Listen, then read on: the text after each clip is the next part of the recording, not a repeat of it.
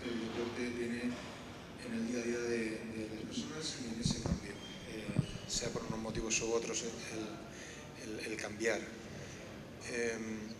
Quería, ante todo, agradecer a la UCAM por ser siempre impulsora de estos eventos. Siempre son grandes anfitriones y es uno de los baluartes que tenemos para seguir año a año haciendo Foro Decide. Son 7 ediciones ya, hubo un parón hace unos años, pero la colaboración con UCAM comenzó allá por 2011 en esta misma pista deportiva, aunque más vestida de baloncesto porque fue con Antoni de Miel y bueno, me trae muy buenos recuerdos. Quiero agradecer también especialmente a CaixaBank porque se han sumado de forma entusiasta al proyecto y son un apoyo muy importante. Estos eventos no serían posibles sin el apoyo de grandes entidades porque nosotros somos humildes impulsores de ideas y necesitamos al lado a grandes entidades, a grandes empresas como CaixaBank y la verdad que estamos muy agradecidos. Sin más, quiero dar paso a las personas que van a presentar el evento. En primer lugar va a participar Pablo Rosique, que es el director general de deportes de la UCAM, una persona que lleva desde el principio en la universidad y ha visto la evolución del deporte en esta entidad desde casi el principio y que lo vive como algo muy suyo. Por favor, Pablo. Muchas gracias, Fernando. También aprovecho para agradecer a Caixa su participación y agradeceros a todos. Buenas tardes. Como decía Zaplana, si algo yo llevo desde el minuto 1 en la universidad y si algo hemos trabajado aquí en la universidad ha sido la gestión del cambio, porque la verdad es que en todos los sentidos y para todas las facetas dentro de la propia universidad, la adaptación a las situaciones puntuales que han ido surgiendo, yo creo que es clave del éxito de la universidad. El presidente siempre había hablado de que la universidad tenía 4 patas, que por una parte estaba la formación, que era la docencia, la investigación, la evangelización y la cuarta que apareció después fue la del deporte. Entonces yo creo que un foro como este que congrega lo que es formación y deporte no puede ser más identificativo con la universidad y no puede ser más sentirlo más como propio, aunque sea una colaboración con el foro y con Fernando. Así que nosotros estamos encantados de participar, de que sea en casa y vamos a aprender, vamos a conocer los casos que vamos a conocer esta tarde, a ver a la gente. Algunos los conocemos más de cerca porque muchos de ellos, empezando por Susana, Azu y demás, ya han pasado por la universidad por diferentes facetas de su vida y también han gestionado sus propios cambios, pero hay otra mucha gente que a lo mejor no conocemos y que yo creo que gracias al foro vamos a poder ver qué herramientas han utilizado y a lo mejor que nos puedan servir de ayuda. Así que, sin nada más, muchas gracias por estar aquí, muchas gracias por elegir la UCAM y encantado de poder participar. Gracias.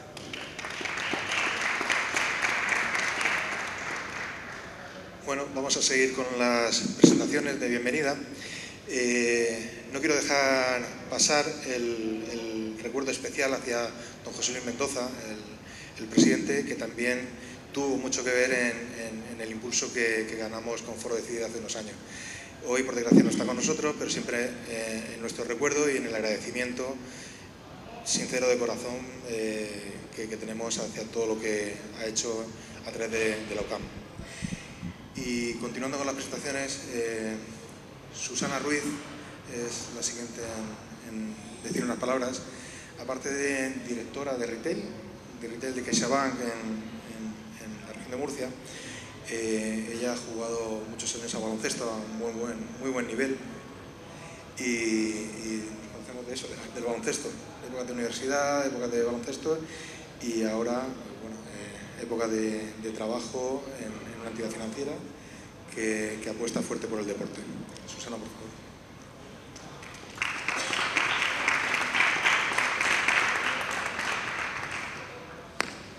Hola, buenas tardes a todos. Muchas gracias por acompañarnos esta tarde. Es para mí un verdadero placer, de verdad, el poder dedicaros unas palabras en esta primera sesión del 7º Foro de CIDE. Y quería empezar, Fernando, dándote la enhorabuena. Sabes que lo he hecho muchas veces en el ámbito personal, pero nos conocemos muchos años y es gracias al deporte que nos conocemos, y enhorabuena por iniciativas como estas, y luego porque a nivel personal, y lo hablaba con Azucena hace poco, me hace disfrutar a día de hoy de poder practicar el deporte, el baloncesto, que se practique en Murcia, de tu mano, que hayan torneos internacionales en los que puedan asistir pues personas de todo el mundo. Pues esto es gracias a ti y de verdad, mi más sincera enhorabuena. También, como no podría ser de otra manera, y hablando y estando aquí Pablo, estando Alejandro, también muchísimas gracias a la UCAN. La UCAN, gracias a ellos, yo he podido también practicar el deporte a nivel federado hasta los 37 años en la región de Murcia. ¿Por qué? Pues porque tiene una clara apuesta por el deporte en la región, y esto yo creo que lo tenemos todos clarísimo, pero no lo tenemos que dejar, por supuesto, de nombrar, porque de verdad que yo agradezco mucho y me encanta ver cómo sigue evolucionando y cómo sois un referente a nivel mundial en la vinculación de la universidad y el deporte. A nivel personal, os puedo contar, y mucha gente que me conoce lo hablo, lo expreso. Yo digo, el deporte me ha enseñado mucho más en la vida que la universidad, ¿vale? Temas técnicos no, pero tanto a nivel profesional como a nivel personal. Sí que me ha enseñado esto que ahora está de moda, pero antes no se hablaba, que son las habilidades blandas, ¿no? Esas actitudes no técnicas que te hacen comportarte en el trabajo, que muestran cómo trabajas, cómo resuelves problemas, cómo te relacionas con los demás, cómo te superas, ¿no? Cómo te superas. Un deportista que no solo tiene que trabajar muchísimo para mantener su nivel, sino que para mejorarlo hay una renuncia y un esfuerzo detrás que solo el que lo ha practicado pues es capaz de decirlo. Por lo tanto, creo profundamente en el poder transformador del deporte, profundamente. Y lo hago desde la experiencia propia, y por eso, pues para mí es un orgullo trabajar en una entidad como CaixaBank que está totalmente vinculada con estos valores, y lo demostramos estando en actos y acompañando a Fernando y en muchos otros, en actos muy vinculados con el deporte, porque compartimos absolutamente todos los valores. Somos una entidad que llevamos más de 30 años en el patrocinio del fútbol, baloncesto, running, deporte adaptado.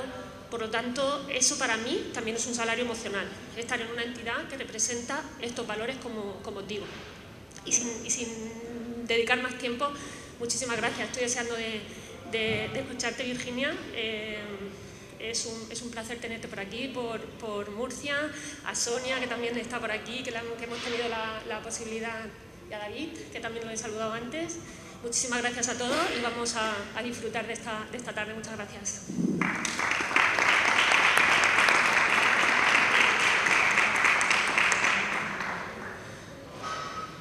Bueno, para finalizar, vamos a hablar de la Facultad del Deporte y vamos a invitar a Alejandro Leiva a que nos deje unas palabras en representación de la facultad.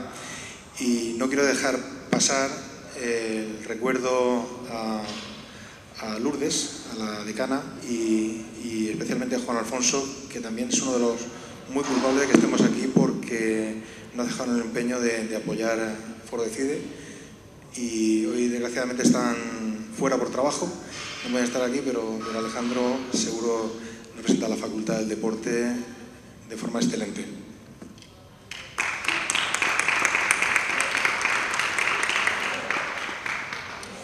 Muchísimas gracias, Fernando. Como bien ha comentado, estoy en representación de dos personas que han sido el verdadero motor y los verdaderos responsables de que hoy tengamos este magnífico acto aquí en la UCAM. Doña Lourdes Meroño, que es la nueva decana de la facultad, como la mayoría de vosotros sabéis, y Juan Alfonso García Roca, que bueno, que es temas de deporte de la comunidad, es un verdadero referente. Por desgracia, por temas de agenda no ha podido estar con nosotros, pero me han transmitido que os envíe todo el cariño y toda la ilusión del mundo para que esta sea una más dentro de las muchas jornadas que esperemos que realicemos en el futuro. Porque, Fernando, es para nosotros un placer, un lujo y un verdadero privilegio que esta alianza entre el Foro de CIDE y la UCAM se siga consolidando, seamos siendo un espacio de reflexión, de divulgación y de conocimiento del deporte que realmente es una meta que compartimos ambas instituciones. Tanto la UCAM como el Foro Decide tienen como objetivo común que el deporte trascienda la pista, que trascienda los límites de la cancha de juego y que tenga, como bien dice el leitmotiv de este foro, una repercusión tanto en salud como en sociedad como en toda la población en general. Hoy tenemos una agenda de lujo, tenemos pasado, presente y futuro del deporte y además desde un punto de vista holístico, porque no solo van a hablar los protagonistas, sino que también vamos a tener la suerte de que jóvenes investigadores de la facultad que están haciendo una excelente labor para impulsar el deporte en su ámbito científico puedan compartir los últimos avances, la vanguardia de lo que es la investigación en ciencia del deporte actual. Como bien decía, yo simplemente soy portavoz de una facultad que, aunque es pequeña, joven, tiene una ilusión tremenda por seguir creciendo y solamente poder agradecer una vez más y a todos los asistentes vuestra presencia aquí para poder disfrutar de esta magnífica jornada. Muchas gracias.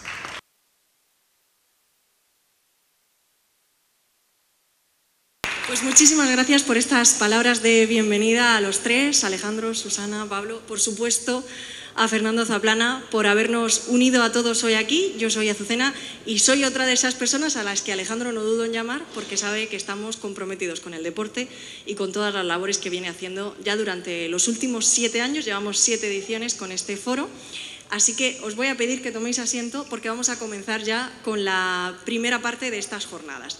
Como bien ha dicho Alejandro hace un momento, la Universidad Católica está apostando por la investigación y para ello hay personas que están ahora mismo, actualmente, trabajando en un proyecto muy interesante. Este mes de marzo todos hemos visto la de actos que se han organizado con motivo de la mujer. Pues si hablamos de mujer y de gestión del cambio, tenemos que hablar de Women Up. Women Up es una iniciativa que tiene carácter europeo y que nos van a explicar muchísimo mejor, habla del futuro de la mujer en el deporte y de cuál es esa igualdad de la que estamos hablando, y lo están liderando Adrián y Lucía, así que por favor os voy a llamar a los dos para que nos adelantéis un poquito más acerca de Women Up.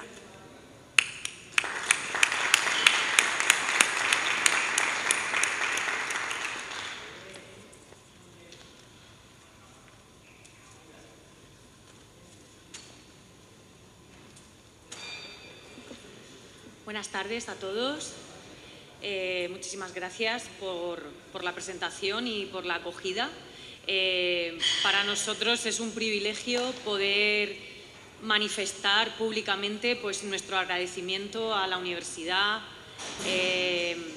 a la Unión Europea por dar financiación, apoyar y por supuesto a este foro, al Foro Decide, por apoyar pues, no solamente la igualdad en el deporte, sino la visibilidad, ¿no? Porque es cierto que ya es más que un hecho probado que la mujer está presente, que es una garantía de éxito, que ofrecemos resultados tanto a nivel regional como nacional, pero sí que es cierto que necesitamos todavía seguir siendo mucho más visibles, que, como decía mi compañero Alejandro Leiva, podamos extrapolar pues, todos los logros y todas las metas que alcanzamos a la sociedad y sobre todo a la cantera, ¿no? A esas niñas que necesitan referentes, que tienen ilusión por llegar, pues eso, al deporte de élite, por llegar a ser, pues como son sus ídolos. Y bueno, la suerte que tenemos es que hay muchos referentes en nuestra región, también en nuestro país. Y en este sentido, pues el proyecto que Adrián Mateo nos va a explicar viene precedido de otro proyecto europeo, cuyo acrónimo era AGES, que básicamente buscaba investigar o conocer cuáles eran las percepciones en cuanto a la igualdad dentro de la escuela en secundaria. Y a raíz de ahí, pues bueno, decidimos presentarnos a una siguiente convocatoria, ser un poquito más ambiciosos y extrapolar pues todos esos resultados hacia el deporte pues convencional, ¿no? Hacia el deporte competitivo, salir un poco del entorno educativo e irnos un poco hacia ese contexto más de deporte reglado. En cuanto al ponente que nos acompaña, efectivamente es un jovencísimo investigador, no voy a decir su edad porque es insultante, pero sí que puedo hablar de él en términos de formación, de producción científica. Lo voy a decir, Adrián. A sus 25 años tiene ya más de una decena de artículos de investigación de impacto.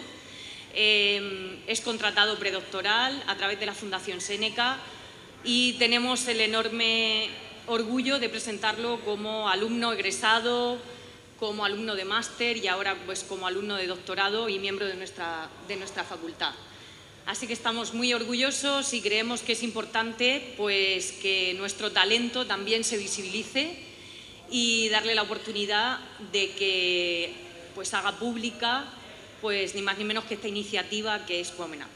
Muchas gracias.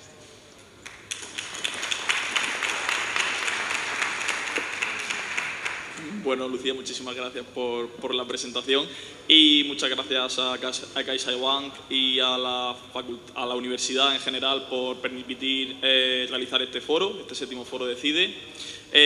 Como bien ha dicho Lucía, el proyecto Women Up es un proyecto europeo que se desarrolla con otros países de la Unión Europea, como bien son Italia, Portugal, Grecia, Turquía, bueno, una serie de países que conformamos un total de 8 entidades, tanto universidades como asociaciones deportivas, cuyo objetivo fue tratar de buscar esa igualdad y esa equidad en la práctica deportiva.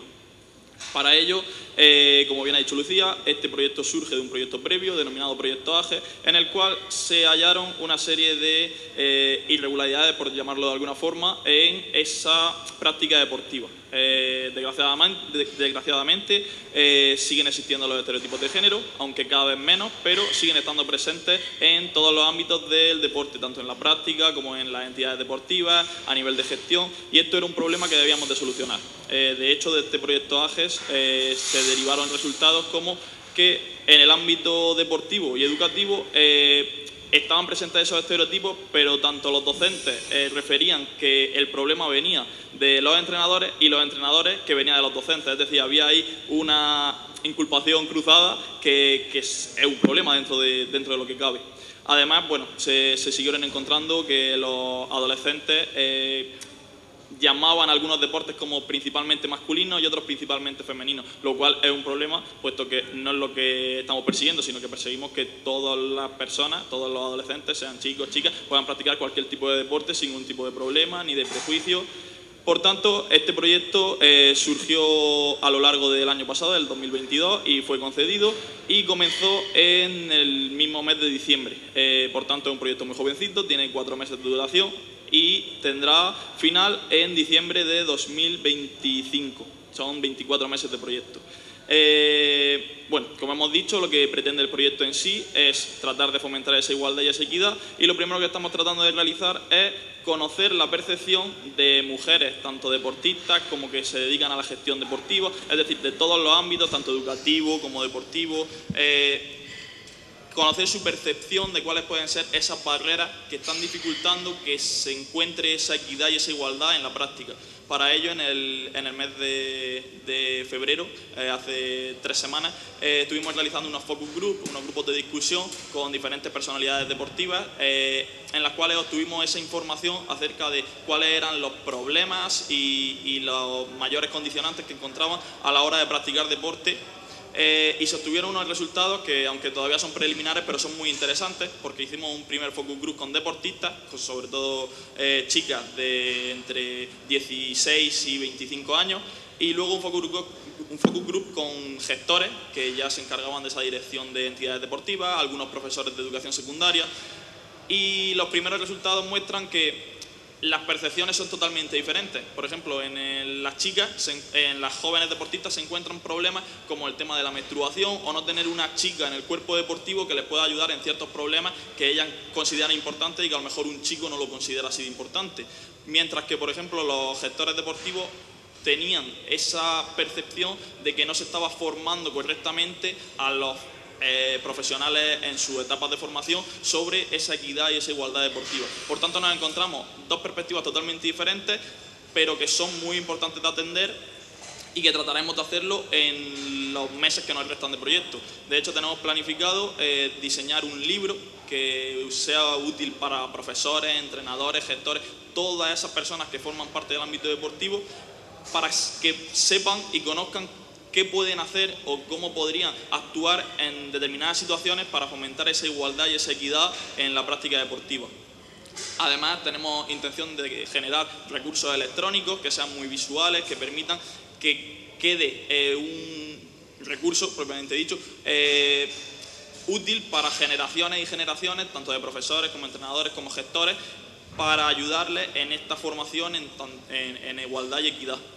Y finalmente tenemos intención de terminar el proyecto cerca de diciembre, como he dicho, de 2025, con un congreso internacional que se realizará, si no pasa nada, también aquí en la Universidad Católica, en el cual se congregarán diversas personalidades muy importantes en el ámbito del deporte y el género, con el objetivo de presentar esas publicaciones, esas investigaciones más recientes y más novedosas que den un poquito más de luz a esta situación y a las posibilidades que ofrece la práctica deportiva a la hora de que todo el mundo pueda practicar y haya esa mayor igualdad y equidad posible en el ámbito deportivo, que tan importante es para la salud y para la formación de todas las personas. Y por mi parte...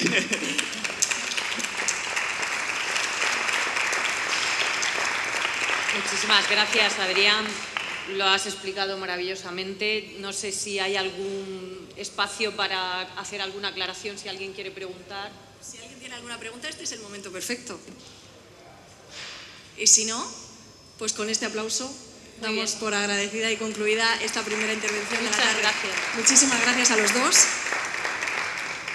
tanto a Adrián Mateo como a Lucía Abenza, porque ellos nos han explicado un poco cómo va este proceso. Llevan solo 4 meses. Preguntaremos qué tal van los resultados cuando lleguemos a diciembre del año que viene, tal y como ha dicho, y ya estaremos atentos a ver si hemos mejorado, si nos queda mucho camino todavía por andar.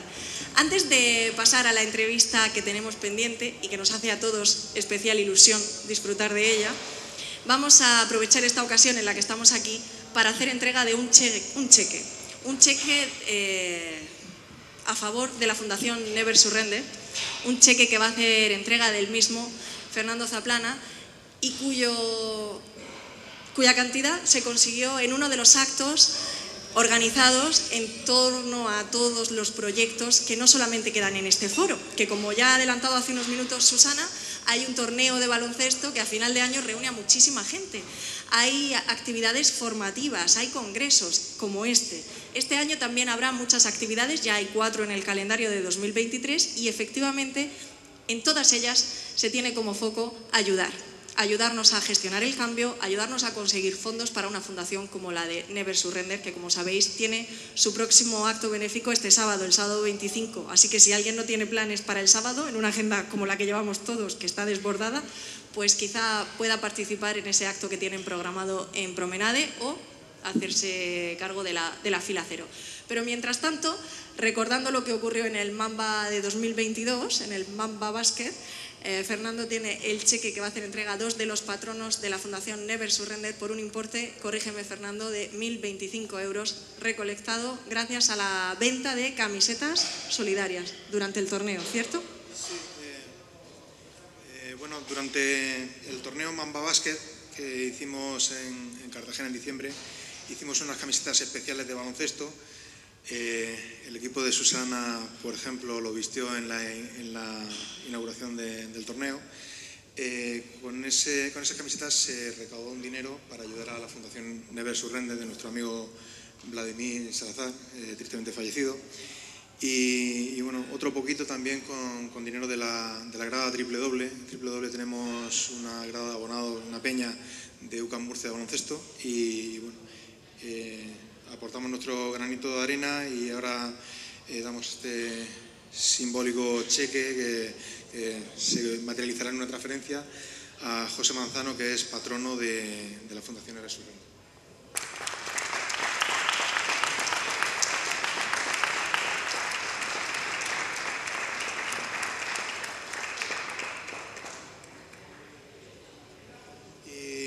Luego, de la Fundación, una de las camisetas, queremos hacer la entrega a Virginia, una de las camisetas para que, las camisetas especiales que hicimos, que se la lleve de recuerdo.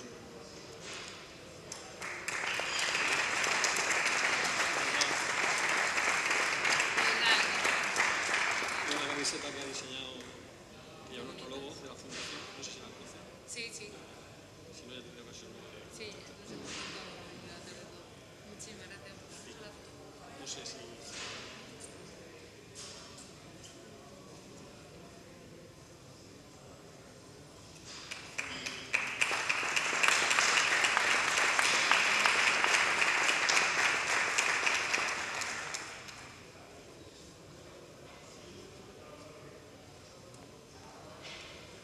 voy a aprovechar que ya tengo por aquí a Virginia y nos vamos a ir a lo que nos ocupa, ¿te parece? Vamos allá. Con este fuerte aplauso voy a invitar a Virginia a tomar asiento. Virginia Torrecilla, me han dicho que tenemos todo el tiempo que queramos. Probablemente todos los asistentes sepan perfectamente quién eres. Yo espero que nos escuchen bien también. Si no, no podéis aceptarnos, porque se trata de que compartamos un tiempo de aprendizaje, que realmente nos relajemos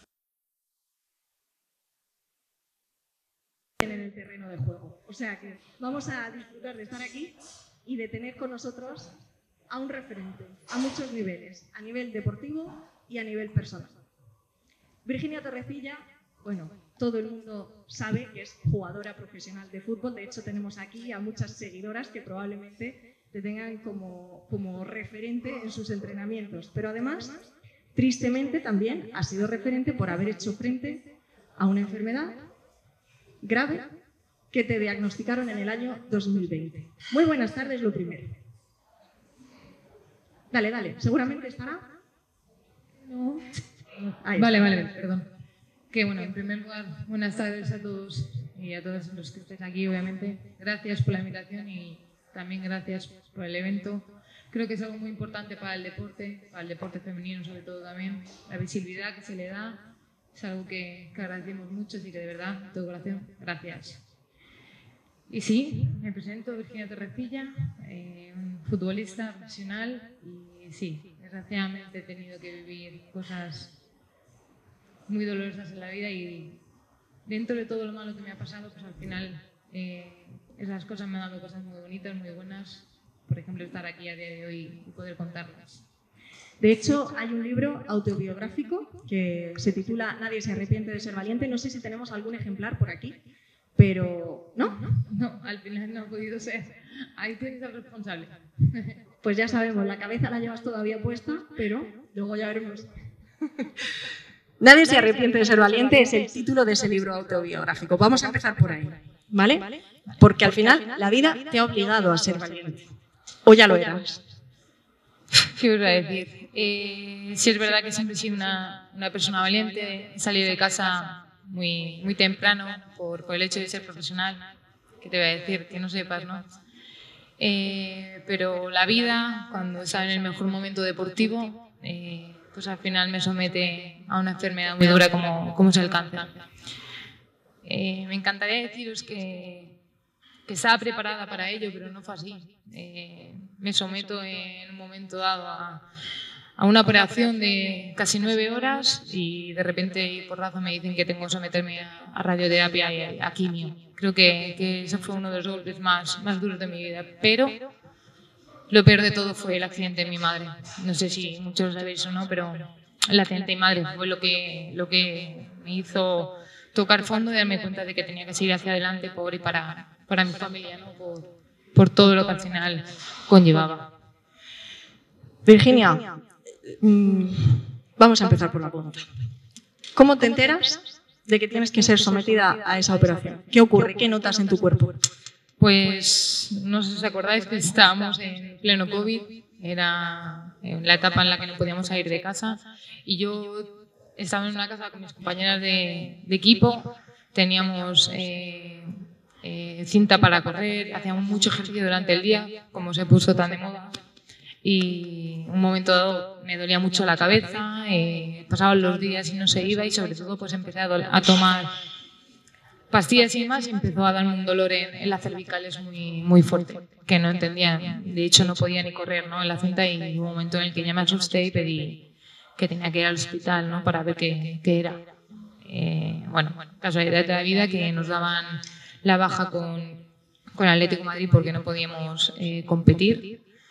Y me hacen una prueba en la cabeza y me dicen que tengo un tumor en el cerebro. Y cuando tú escuchas eso, ¿qué es lo primero que pasa por tu? Primeramente, no era consciente de lo que era realmente un cáncer. Entonces, cuando me dicen que tengo un pequeño tumor, pues me dicen tranquila, es benigno. En 3-4 meses se te quita, o sea, lo operamos, se te quita y en 3-4 meses volverás a ser normal. Ni tan mal, pero claro, cuando me someto y me dicen todo lo que tengo que hacer para que eso no vuelva a aparecer, pues me di cuenta de la realidad. Me quedé en shock, no sabía qué hacer, no lloraba y yo solamente decía, ¿cómo le explico yo a mis padres que tengo esto en la cabeza, ¿no? Tu preocupación era cómo se lo trasladabas a tus padres, no te iba a afectar a ti. Totalmente.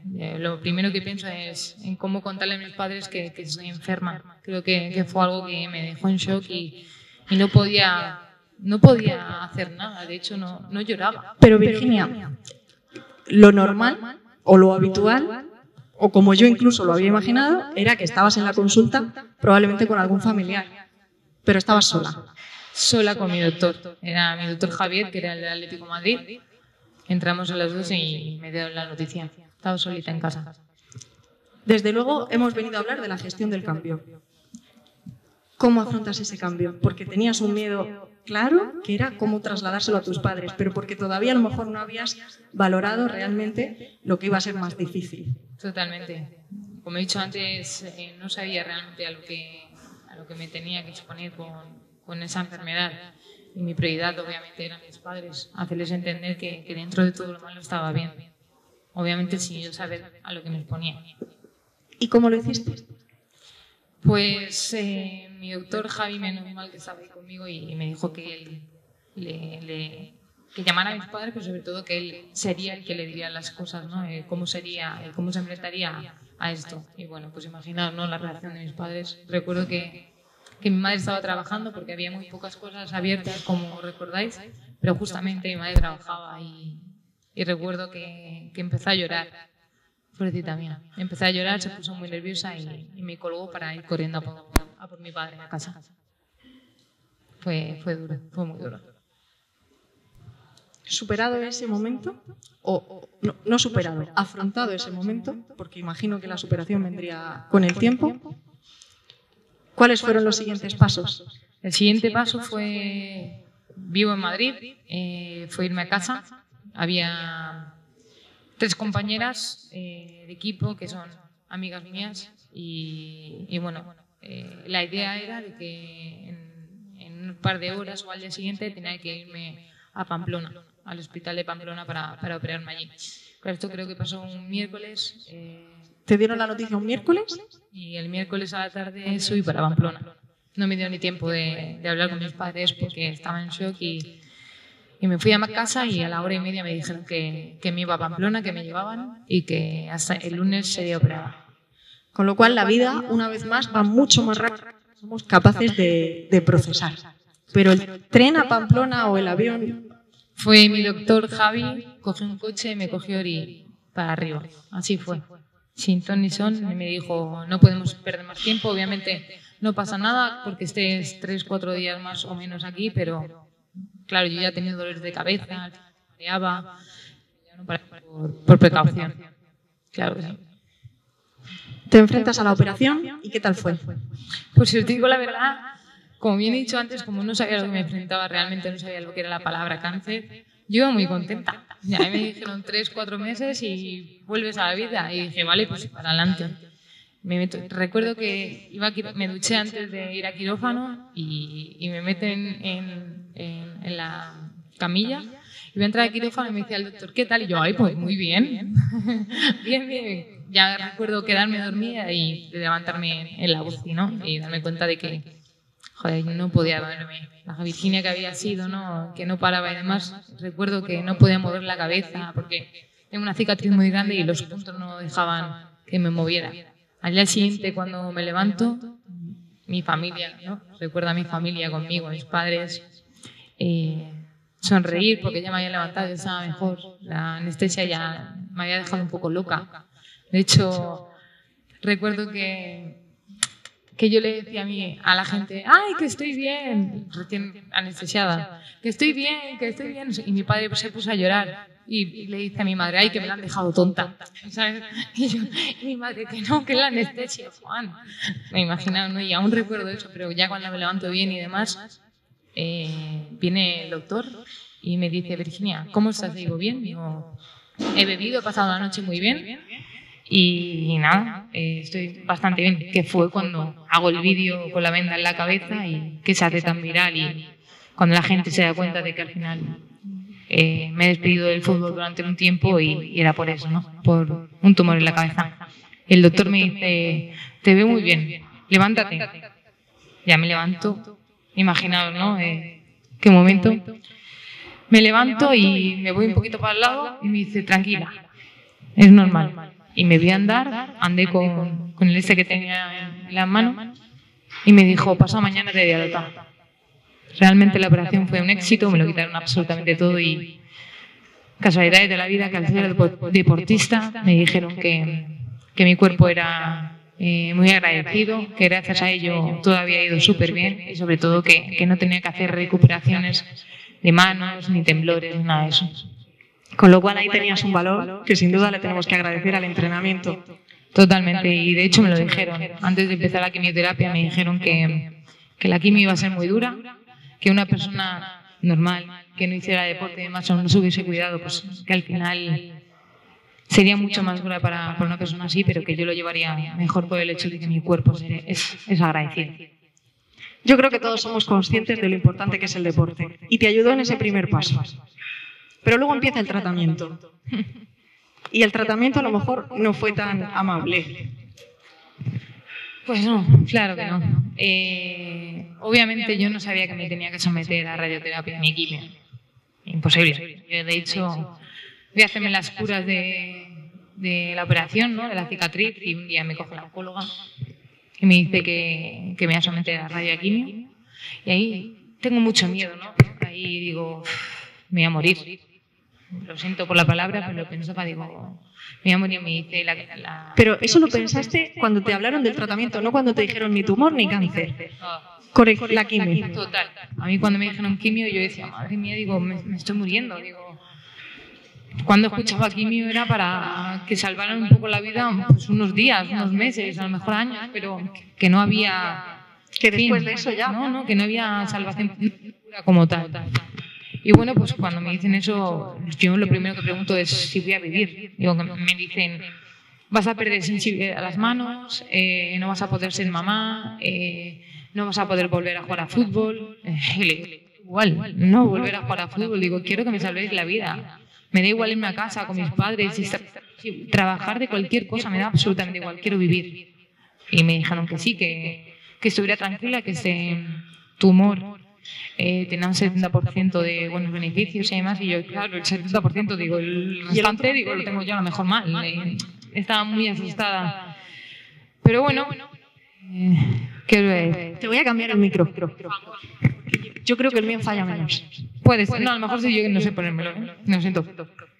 Y nada, pues, cuando empieza todo, pues la radioterapia fue un desastre, ¿qué voy a decir? Es verdad que lo llevé muy bien, yo tengo que decir que deportivamente al final lo llevé muy bien por el hecho de ser deportista, pero cuando veía que se me caía el pelo, fue muy duro, fue algo que al final creo que sobre todo a las mujeres es algo muy importante. Yo en esta vida tengo que decirlo, nunca he sido una persona que haya tenido en cuenta siempre el pelo y demás, pero cuando pasó pues obviamente lo tuve. Recuerdo que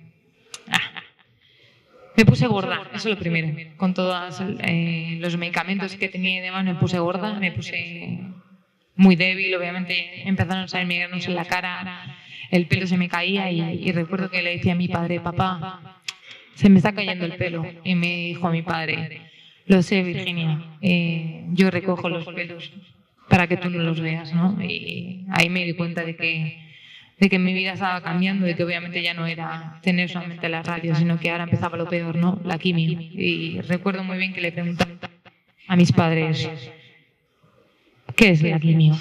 Y si no la soporto y si no puedo aguantarla y me muero, y mi padre me decía, tranquila, la quimio te van a poner un cordoncito aquí en la vena y entrará. Y digo, y si no la soporto, mira que sí la vas a soportar.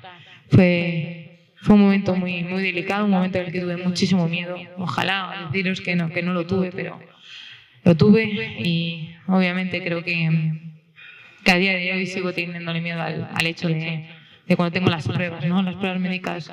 Eso es, claro. Hoy día te tendrás que enfrentar a pruebas periódicas. Sí. ¿Y cuando se acerca la fecha o constantemente cada vez que lo piensas es cuando tienes miedo? No, tengo que decir que antes del año tengo que pasar pruebas médicas cada 3 meses. Es verdad que ya después de que me he curado un año, pues ahora son cada 6. De hecho, creo que lo tengo el 29 de este mes, tengo la prueba médica. Y a día de hoy lo llevo bien. Ahora cuando se va acercando el día, nervios, lloro, siempre pienso en lo negativo de lo que he vivido y es algo muy frustrante porque no me deja dormir, no me deja pensar, solo pienso por y para ello y es un momento muy doloroso. Virginia, al final yo sé que es imposible medir los miedos de la gente. Tú tienes uno muy grande porque te has enfrentado a un peligro inminente. Una operación y un tratamiento que te alejaron durante mucho tiempo de lo que era tu día a día, de tu vida. Antes de enfrentarte a esto, ¿cuáles eran tus miedos? ¿Cuáles eran mis miedos? Buena pregunta.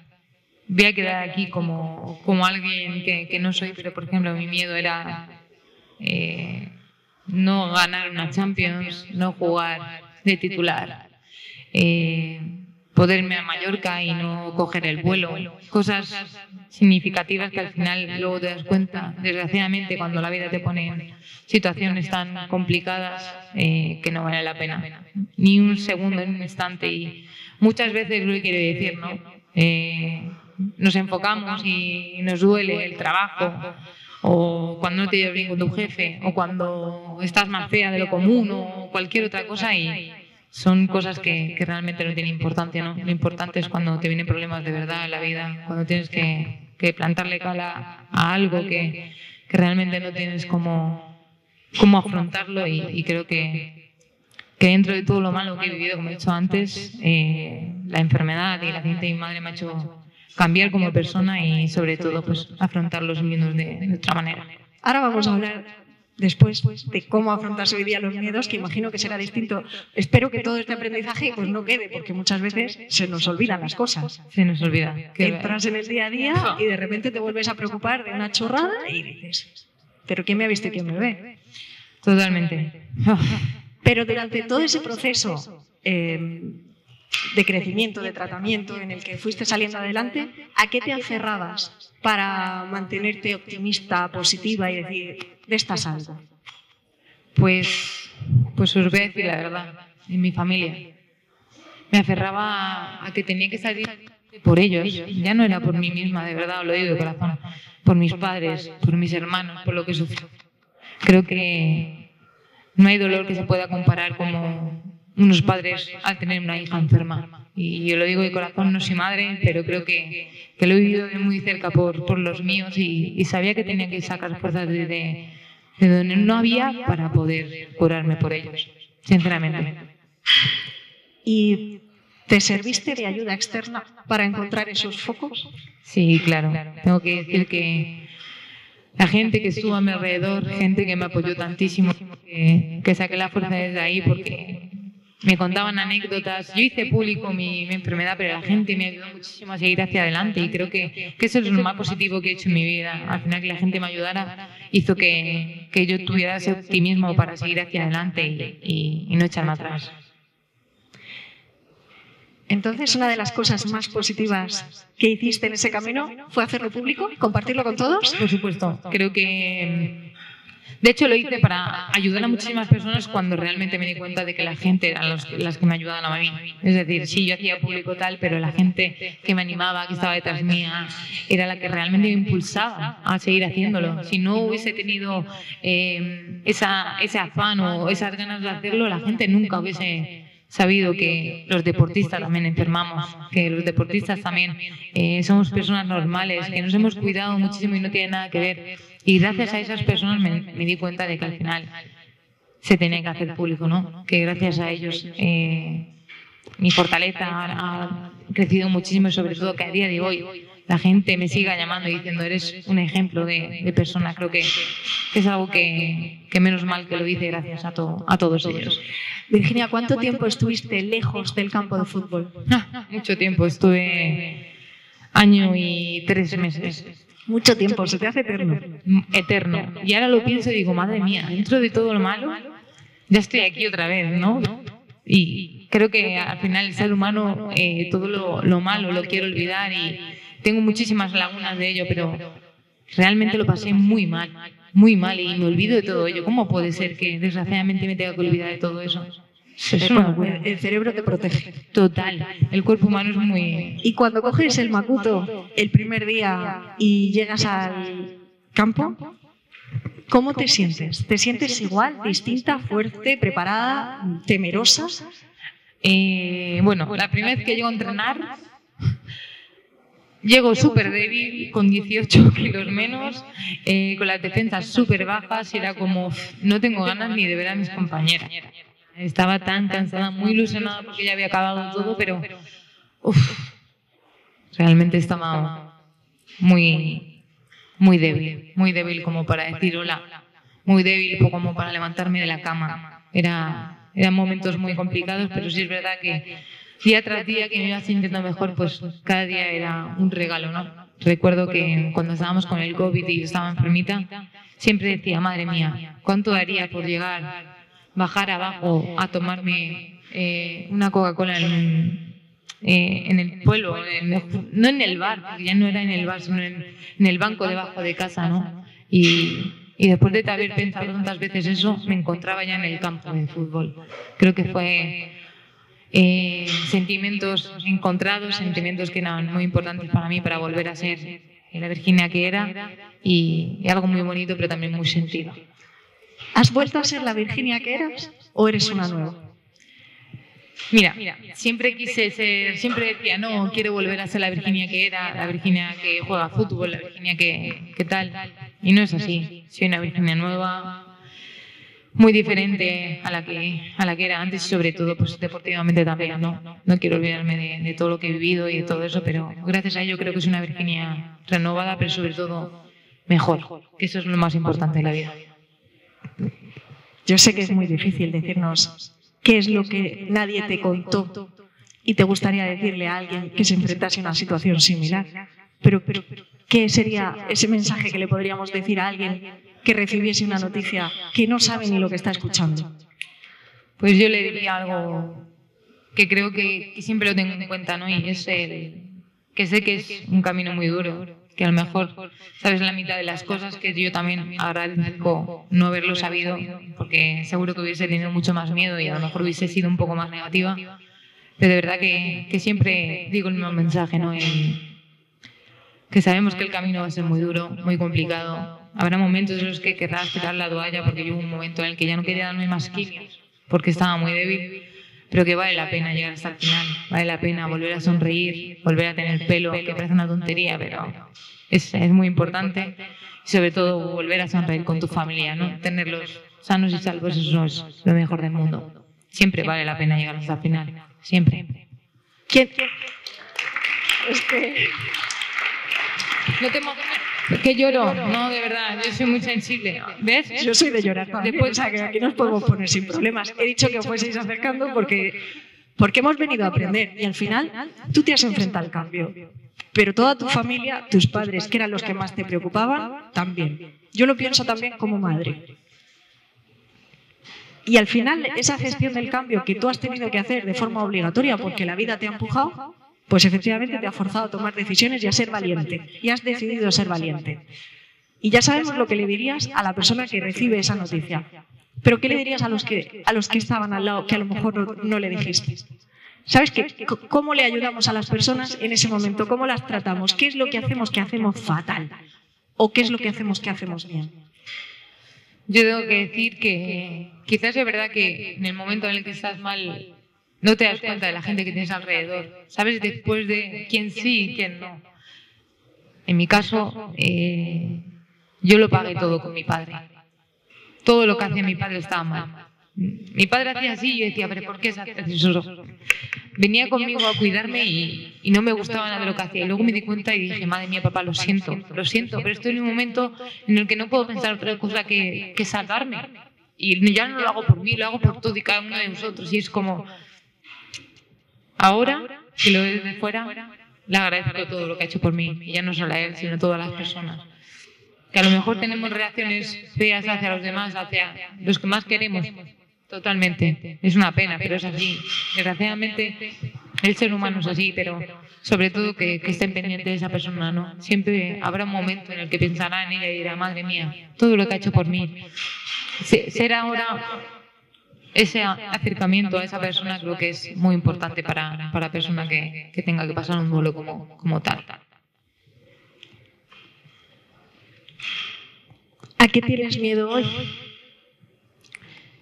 A muchas cosas. De hecho, ya no solo mi enfermedad, ¿no? ¿Vale? Pero no sé si sabéis, yo tuve un accidente con mi madre en un coche. Era yo la que conducía. Y mi madre a día de hoy está en una silla de ruedas. Y tengo miedo de mi familia, ¿no? De que mi madre esté mal. De que mi padre esté mal. Sobre todo de la vida, cómo nos ha cambiado. Es algo muy duro, algo que no me perdono y creo que eso también es lo que hace que a día de hoy ya no sea la Virginia que era antes, sino que piense mucho más allá de las cosas. Y os digo, lo que era mi prioridad antes del fútbol o ser quien era, eso pasaba en quinto plano. Lo mejor es vivir el día a día, compartir momentos con mi familia y eso es lo más importante para mí. Así que a día de hoy el miedo más importante son mis padres, sin duda.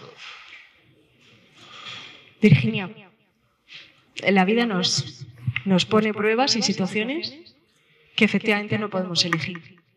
La inmensa mayoría son circunstancias que no elegimos, pero sí podemos elegir cómo enfrentarnos a ellas. Lo que tú estás haciendo, y hablo en nombre de todos, es enfrentarte a ellas con una valentía contagiosa. Así que voy a pedir que entre todos le demos un aplauso y todo nuestro cariño, porque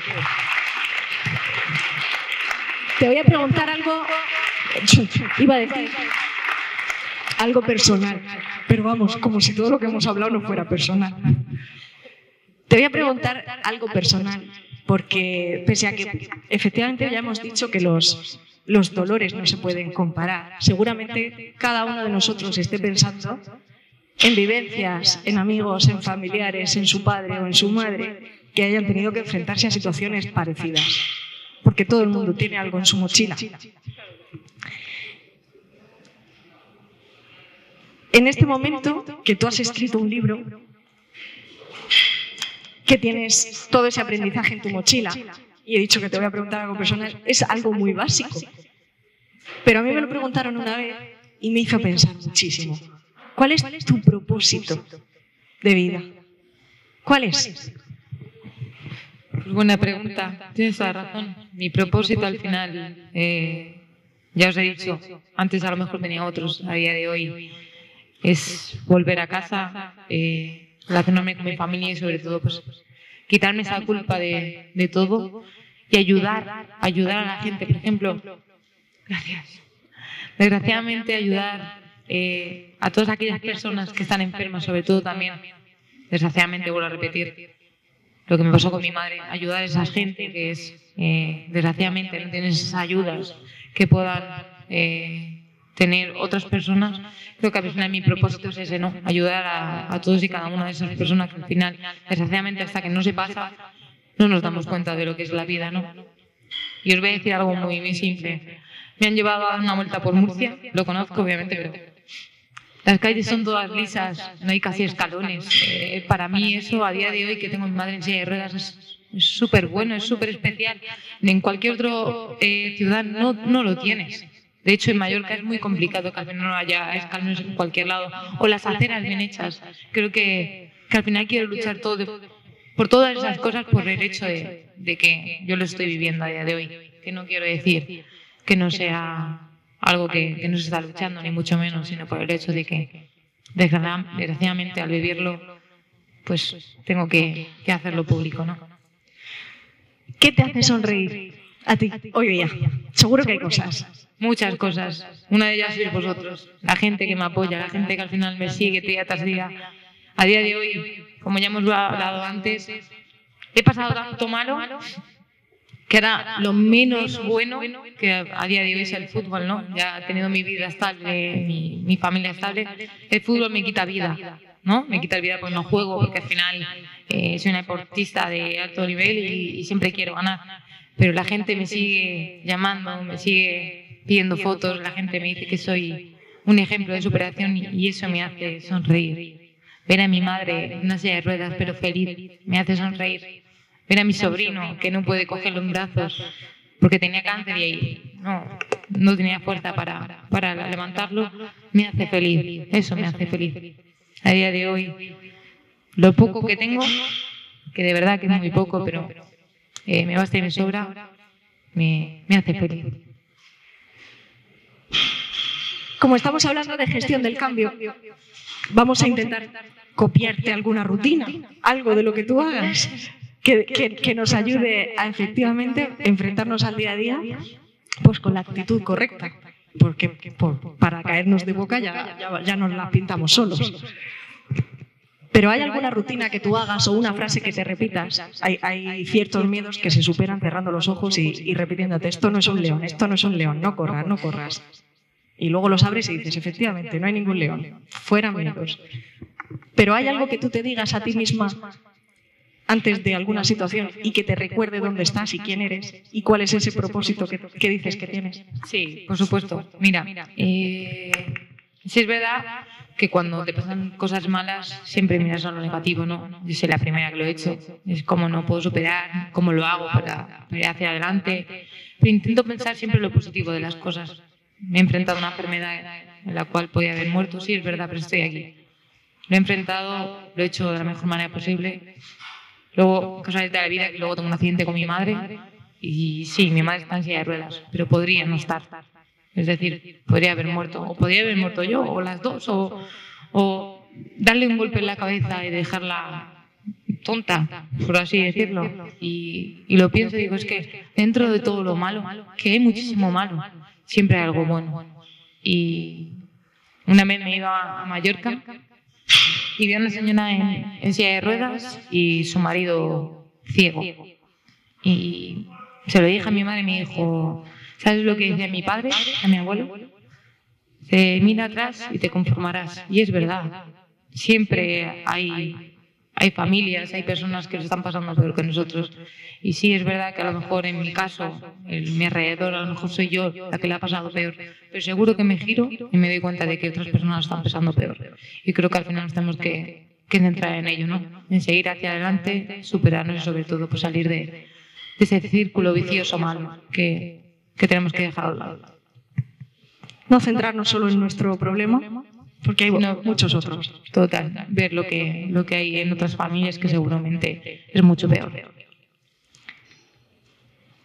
Vamos a ver cómo está la gente. Virginia, yo no sé si estás o te apetece que abramos el micro también a todos los que tenemos aquí, por si hay preguntas, aprovechando también que han venido jugadoras, que tenemos a gente de la región, otros deportistas. No sé si hay alguien que quiera preguntar algo, aprovechando que tenemos aquí a Virginia. Aquí son todo preguntas personales, ya. Espera, voy a ir para allá, porque si no, no te va a escuchar la gente. Hola, aquí es una pregunta personal. Sí, por lo que has pasado. ¿Cómo estás de salud? ¿Bien? Imagino que bien, ¿no? Sí. La cara lo dice. Sí, gracias. Me alegro mucho. Muchas gracias, todo muy bien y cada día haciéndome. Ahora tengo que pasar el reconocimiento médico cada 6 meses y justo me toca ahora en este mes. Muchas gracias. Pues sí que es verdad que no te había preguntado yo cómo estás. Yo estoy genial. Sí, es verdad que tengo momentos, obviamente, como os he dicho antes. El resentimiento de culpa que tengo con lo de mi madre es complicado de llevar. Es verdad que muy doloroso, creo que es... No creo, es lo peor que he vivido en mi vida, pero poco a poco voy hacia adelante y superándolo, que al final no me queda otra. Es mucho más complicado asumir que alguien sufra por nosotros que sufrir nosotros mismos.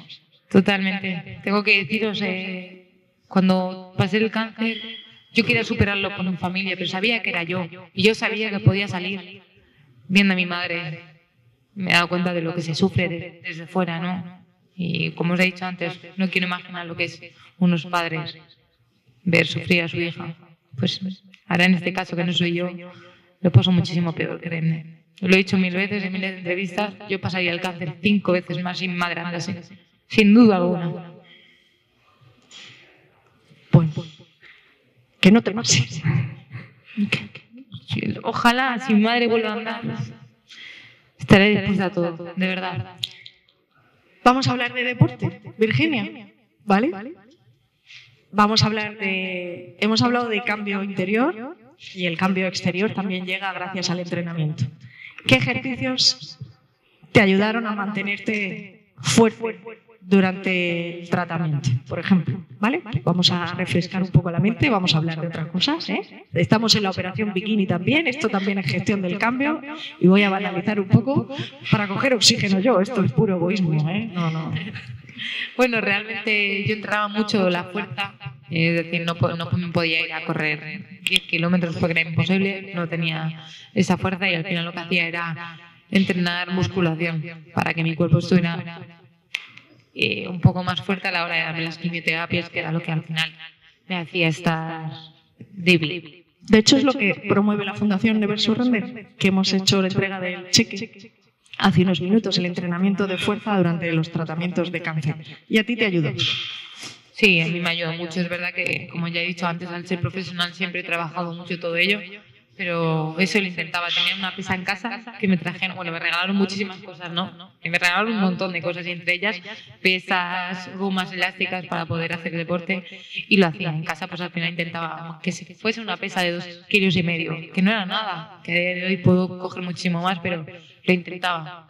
Intentaba que cuando tuviese ganas de estar en la cama, pues levantarme y coger esa pesa y hacer, aunque sea 2 cosas, ¿no? Creo que fue muy importante para mí. ¿Y entrenabas sola o acompañada? Porque tú te dedicas al deporte de equipo, pero durante el tratamiento, ¿cómo preferías hacer deporte? Pues realmente, como estábamos en pleno COVID y no podía relacionarme absolutamente con nadie por el hecho de estar con las defensas bajas, si pudiera entrarme algún virus, pues estaba en casa. De hecho, como ya se decía, no me relacionaba con nadie, no podía salir a la calle prácticamente. Solo me iba al hospital y volvía a casa, así que siempre lo hacía sola con mi madre allí. Mi madre siempre me ayudaba. ¿Cuánto tiempo hace del accidente? Pues dentro de 2 meses hará 2 años. Pues justamente 2 meses después de acabar la quimio. Es que si lo cuento es... Mi madre vino a cuidarme a Madrid por mi enfermedad. Y cuando... ya vi a mi madre que me estoy recuperando, que estoy mucho mejor, ella coge unos billetes, esto fue un jueves, él se iba el lunes, de hecho ella se quedó 3 días más para poder verme en una sesión de fotos que tenía, y volviendo a la sesión de fotos es cuando tenemos el accidente. O sea, mi madre vino a Madrid a cuidarme y cuando se va a ir justamente pasa todo eso. Creo que me costó mucho más volver a lo deportivo porque los escalones que había subido pues los bajé de golpe y me costó mucho volver a hacer mi vida. De hecho, mi madre se va a Toledo, pasa 6 meses allí, mi padre tiene que dejar Mallorca, se viene a casa, allí a Toledo a vivir durante 6 meses. Imaginaos, ¿no? Idas y vueltas de Madrid a Toledo para ver a mi madre en el hospital de parapléjicos. Fue muy complicado y por eso... ¿Qué voy a decir? Todo lo que digas nos va a servir para aprender. Pues con mucho coraje, todavía sin entender cómo podía asumir todo eso que llevaba encima, porque de verdad que todavía no lo entiendo, cómo fui tan dura.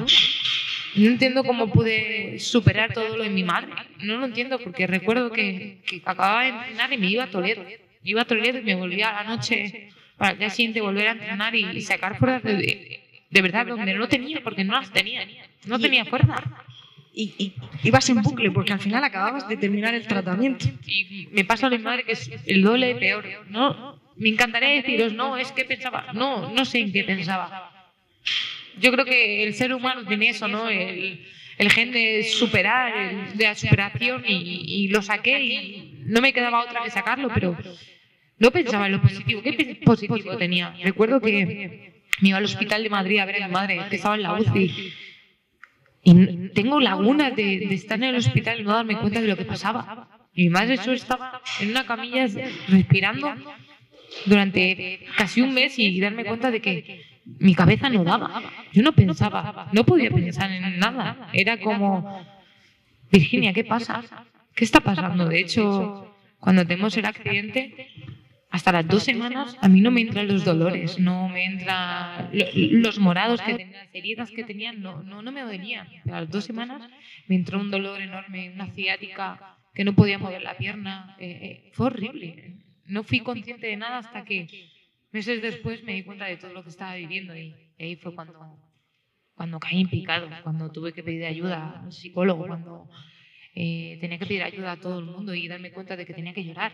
Es que no paraba de llorar. O sea, hasta a día de hoy, por muy feliz que me veáis y siempre sonría porque lo hago y lo intento hacer de la mejor manera posible, pero cuando llego a casa y estoy sola es como, joder, todo lo que he vivido. Y que sí que estoy bien y que mi madre está bien, pero, joder, madre mía, tengo que llorar todo lo que no he llorado antes. Es complicado y muy duro, de verdad. Me encantaría no contar esto, ¿sabes? Me encantaría deciros que soy súper feliz y que soy una jugadora de fútbol y que todo el mundo me quiere, pero no es así, es que no es así. Eso verdad, también es verdad. Sí, es así. Son las dos cosas. Y la tristeza que tienes no eclipsa la felicidad ni la superación que has demostrado en ese camino.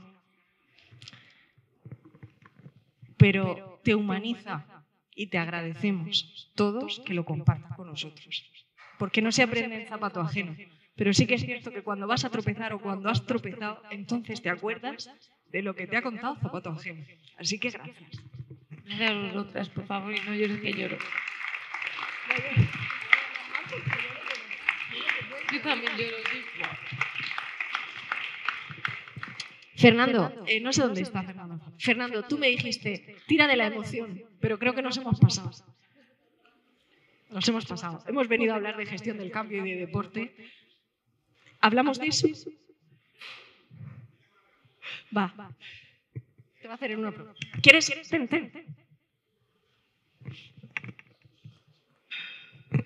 Voy a hablar también de un momento muy emocionante, pero habla mucho del compañerismo en el deporte. Hay una final de un campeonato, no me acuerdo exactamente si era la Copa del Rey o la Supercopa de la Reina. No, la Supercopa. La Supercopa que jugáis Barcelona, Fútbol Club Barcelona y Atlético de Madrid. Desgraciadamente gana el Barcelona, pero la protagonista eres tú y hay una foto icónica en la que sales por los aires manteada por todas. ¿Qué nos puedes contar de lo que sentiste ahí y de lo que significa el compañerismo en el deporte, ya no solo de tus compañeras del Atleti, sino de las futbolistas en general, de Alexia, por ejemplo, la mejor jugadora del mundo que es una amiga tuya, en ese momento y en general en el deporte, lo que vives en los campos? Muy buena pregunta y me alegro que al final salga a la luz, pero creo que la foto habla por sí sola. Muchos de vosotros a lo mejor no la conocéis, pero es una foto que una final, la Supercopa, gana el Barça, lo gana por goleada y al final lo que queda de todo eso, ¿no?, de ese partido, es que yo redebuto después de 1 año y medio de superar el cáncer y el equipo que gana, antes de levantar la copa o celebrarlo, lo que hace es mantearme y sale esa foto yo por los aires. Obviamente creo que es una foto que habla por sí sola, que marca un antes y un después del fútbol femenino, que va mucho más allá de los colores, que el deporte al final con una sola puede ser muy buena y llegar muy lejos, pero sobre todo en conjunto creo que al final es lo que hace que el deporte sea tan bonito, ¿no? Que la gente esté contigo. De hecho, con mis compañeras yo creo que antes de todo eso, 1 año antes que yo estaba enfermita, también se ganó esa Supercopa que se perdió contra el Barça, pues el año anterior se ganó y creo que fue por querer levantar la copa yo, ¿no? Creo que mis compañeras lo hacen para que yo pueda levantarla y tener un premio después de todo lo malo que estaba viviendo, y eso es lo bonito del deporte, la complicidad del compañerismo, del amiguismo, al final de del poder luchar y saber que aunque tú falles, la de atrás va a estar ahí contigo, agarrándote la mano y sobre todo pues trabajando como tú para poder superar todo eso. Creo que el deporte, más allá de todo, tiene que tener esa imagen, ¿no? El poder ser compañerismo y saber que todos tenemos que ir hacia uno. ¿Cuál es la victoria que recuerdas con más alegría? Con más alegría. La vida que recuerdo con más alegría. ¿Sabes qué pasa? Que antiguamente, antes de todo esto, era una persona muy feliciana. Solo sonreía y veía la vida de colores. Claro, no me había pasado nada. Pero a día de hoy, la vida contenta, tengo muchas facetas. La vida feliciana, la vida que sonríe por cualquier cosa, creo que la sigo teniendo. Obviamente, ya no como antes, porque al final soy consciente de las cosas, pero ese poquito de felicidad creo que es algo muy valioso que tengo a día de hoy. ¿Tenemos más preguntas? Venga, va. Que a mí no me importa, si yo también soy deportista. Bien, Virginia, yo te seguí todo tu proceso, bueno, te conocía ya como seguidor del deporte que soy, y del fútbol en concreto, y la verdad que me emocionaste, me emocionó tu actitud ante la enfermedad, totalmente. Pero ahora te estoy conociendo realmente y la verdad que te admiro, porque demostraste un espíritu de superación, de sacrificio, y al final, pues bueno, has tenido tu merecido, ¿no? Entonces, eres una persona muy generosa, por lo que he visto cuando has comentado lo de tu madre, y la generosidad te lleva al cielo. Bueno, gracias por las palabras que dices sobre mí, pero ¿qué os voy a decir? Es que de verdad que no me quedaba otra que seguir. Era eso o caerme de la vida y dejarlo todo a un lado, y no podía ser. Si no fuese por personas como usted, como gente que me ha seguido, os lo digo de corazón, yo no estaría aquí a día de hoy. Es que sería imposible.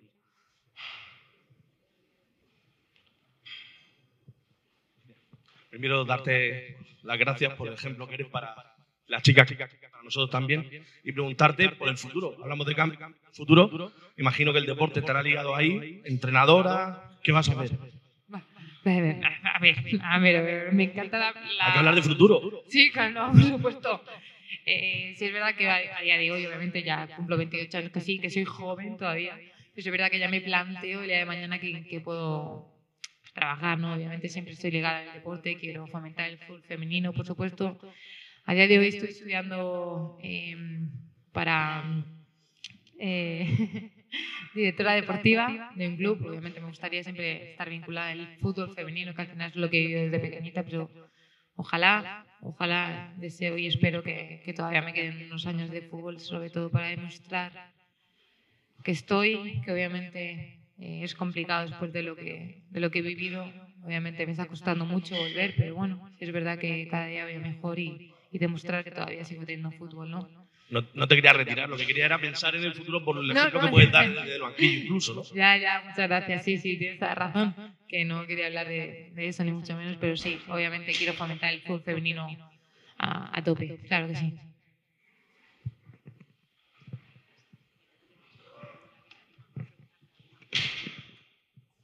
Hola, la pregunta que te quiero realizar va un poco ligada a la que te ha hecho este hombre.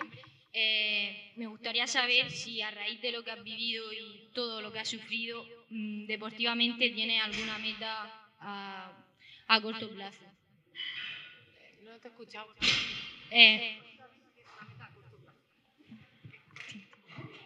Bueno, sí, es verdad, claro que tengo una meta final a corto plazo y lo más importante para mí a día de hoy, como muchos sabréis, es volver a tener esos minutos, ¿no? Volver a ser Virginia la jugadora y no Virginia la que ha superado tantas cosas. Creo que soy un referente en lo personal, pero también quiero ser en lo deportivo. Quiero que no se olviden esa Virginia que ha sido futbolista, que ha estado en la selección, que al final ha sido capitana. No quiero que se olvide eso. Obviamente creo que tengo algo mucho más bonito y más personal, que es con lo que vivo, y creo que es algo muy bonito, gracias a todos vosotros. Pero claro, mi objetivo a corto plazo obviamente es volver a ser jugadora de fútbol y tener esos minutos que creo que puedo tener, obviamente. Gracias.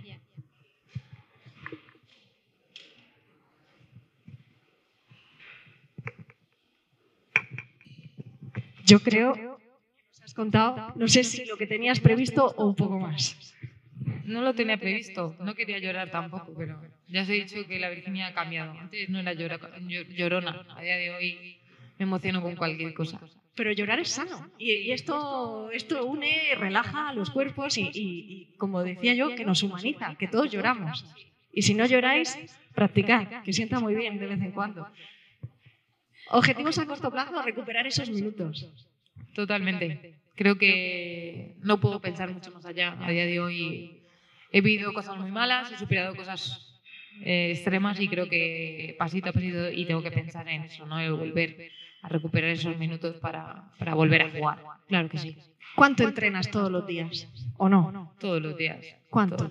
Pues entro a la ciudad deportiva a las 10 de la mañana y no salgo allí hasta las 3:30 o 4 de la tarde.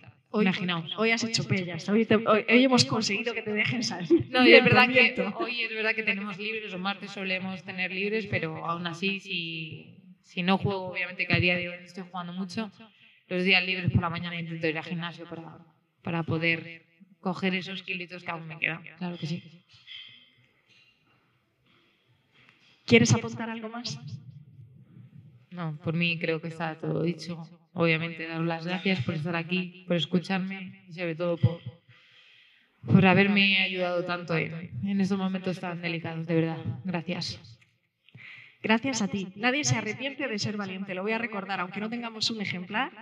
Ese es el. No pasa nada, no pasa nada, se busca, si hoy está todo en internet y se compra. Nadie se arrepiente de ser valiente. Espero que nunca te arrepientas ni dejes de serlo, que eres un gran ejemplo para mucha gente. Que te veamos disfrutar de esos minutos, que tu madre aplauda desde las gradas, que tu padre también y no te moleste donde ponga los pies y sobre todo que sigas dando las gracias como las das con esa ilusión y esa sonrisa en tu cara. Muchas gracias, de verdad. Muchísimas gracias, Virginia. Gracias.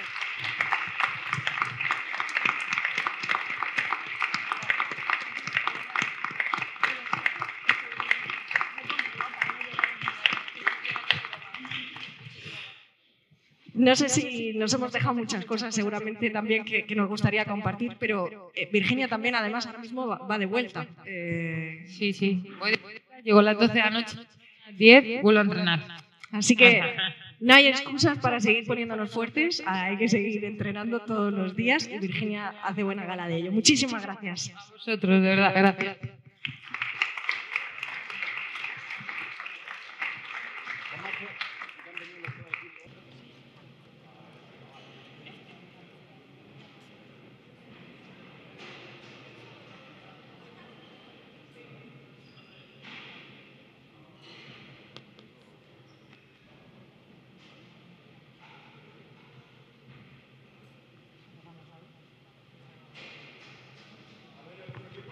Vamos con el otro equipo que tenemos. Chicas,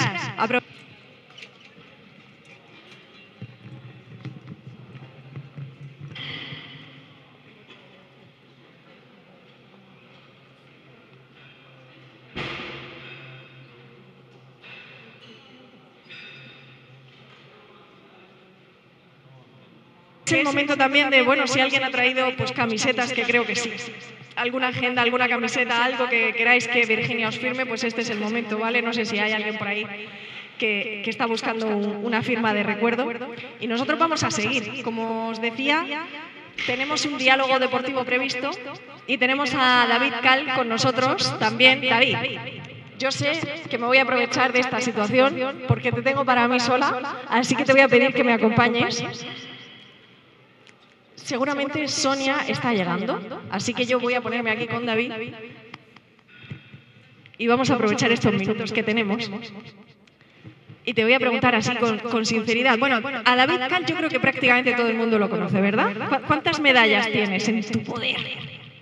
Olímpicas 5. 5 olímpicas, 5 mundiales y 5 en Europa. Somos de llorar, está claro que en esta casa somos gente de llorar. Yo he llorado viéndote en la tele. hace unos añitos, pero bueno, la verdad es que bueno, ahora estoy en otra etapa de la vida. Cuando estaba escuchando ahora aquí a Virginia, sí que me sentí identificado con algunas cosas, porque al final te das cuenta de que sí, mi etapa deportiva era como lo más importante, y te vas dando cuenta de que según va pasando el tiempo te vas dando cuenta de que hay otras cosas importantes en la vida, y una de ellas pues es disfrutar de lo que haces y ser feliz. Claro, David, llega un momento en el que de repente, bueno, todo lo que había sido prioridad quizá no pueda seguir siendo mi prioridad. No es que deje de ser importante, ni mucho menos. No, que va, para nada. Lo que pasa que, bueno, pues vas priorizando otras cosas sobre lo que hace unos años atrás pues eran tus prioridades en ese momento. Pero bueno, la verdad que está por aquí todavía Virginia, que nada, muy buena charla, la verdad que la disfrutamos mucho. Nos hemos pasado de emotivos, nos han dicho. Un poquito. Buscaban la emoción, dice, tú habla de la parte personal, pero claro, es que se ha prestado ella a compartir muchísimo y hemos rascado ahí. Pero yo creo que todos aprendemos de eso, así que como ahora te toca a ti... La mía no va a ser tan emotiva. Voy a rascar. Yo no me voy a abrir tanto. Va a estar los puentes de Madison y la tarde del foro de CIDE, a nivel lacrimógeno. Pero estas cosas nos ayudan a aprender, ¿vale? ¿Qué fue lo que tú interiorizaste o cuál fue el momento en el que tú supiste, fuiste consciente, que no fue una noticia trascendental, pero seguramente hubo un momento en el que tú fuiste consciente de que había que hacer un cambio? Vamos a hablar de la gestión del cambio. En tus rutinas, en tus prioridades. ¿Cuál fue ese momento? A ver, yo sí que, bueno, a lo largo de mi carrera deportiva tuve varios cambios. Uno fue sobre todo en mi etapa con 15 años. Yo entré en un centro de tecnificación con 14 años, a punto de cumplir 15. Era una etapa de un año solo, después no podía seguir ahí porque es un centro de tecnificación y es solo para buenas edades. Y mi objetivo ese año era ir al equipo nacional junior, yo era cadete, pasaba a la categoría junior.